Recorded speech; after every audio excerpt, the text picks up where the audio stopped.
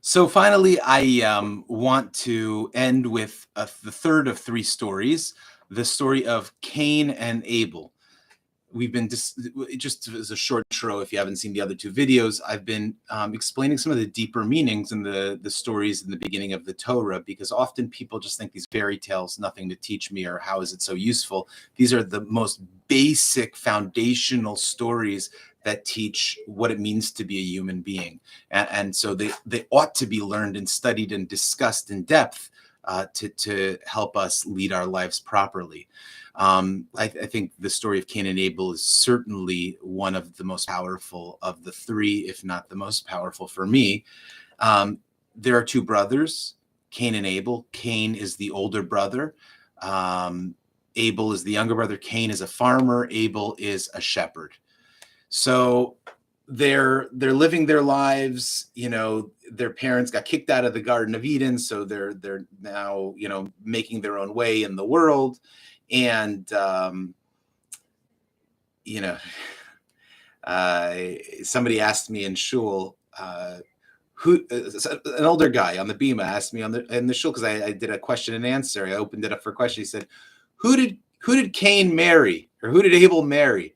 And I was like, oh, you're asking that? That's the oldest question that the kids in my Hebrew school class used to ask. Like, that's like a specific reserved, like, torpedo your whole ship conversation type of question. But anyways, I digress.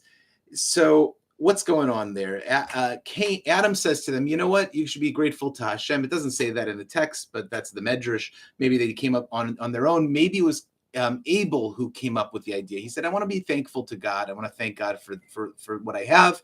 So he takes one of his best lambs and he sacrifices it to Hashem, and Hashem accepts the sacrifice. We assume that fire must have come down from heaven, and Abel was pleased that God accepted his gift.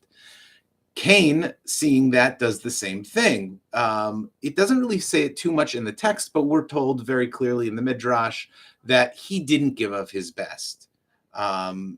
Whether it's that he was a follower, or whether it's that he just gave the whatever is left over from his grain, kind of the worst grain, God does not accept his sacrifice. The points of these parts are less important than what happens next. Cain gets very upset and doesn't understand, why did God accept Abel's sacrifice and not mine? And God says something incredibly important to Cain. Hashem said to Cain, why are you upset? Why is your countenance fallen? Why are you angry? Surely, if you improve yourself, you will be forgiven. But if you don't improve yourself, sin is crouching at the door. Its desire is towards you, and yet you can conquer it. Thou mayest is a famous line from East of Eden. If you ever read that book, it's a great book. It's like the kicker line. It comes right out of this little story, because it's an allegory for Cain and Abel, the whole book. But this is what Hashem says to Cain here, is one of the most basic ideas that humans need to remember. And it's addressing jealousy, because, we've already talked about the idea of the Yetzer Hara, of hedonism, and of a sense of being separated from God. But when it comes to other human beings and the sins we do towards them, or fighting and anger and hatred and jealousy, which is what's happening in the story of Cain and Abel, that's all caused by measuring yourself against other people.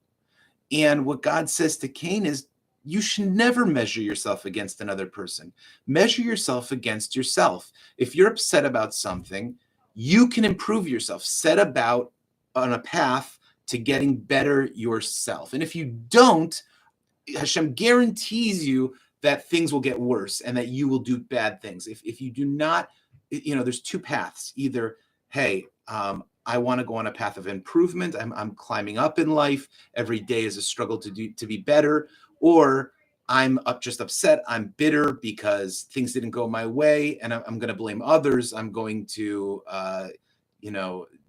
just go into my specific complaint and feel anger, jealousy, and that will drag you down. And ultimately, Cain kills his brother Abel because of that. He doesn't listen to Hashem.